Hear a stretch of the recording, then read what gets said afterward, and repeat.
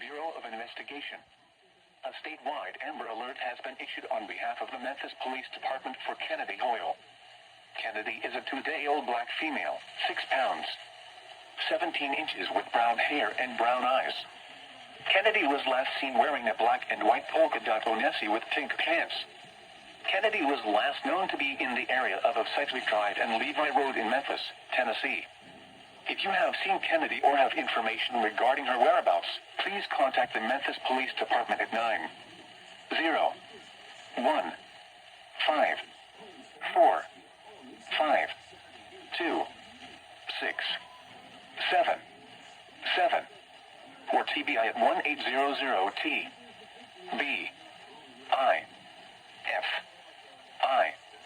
North D.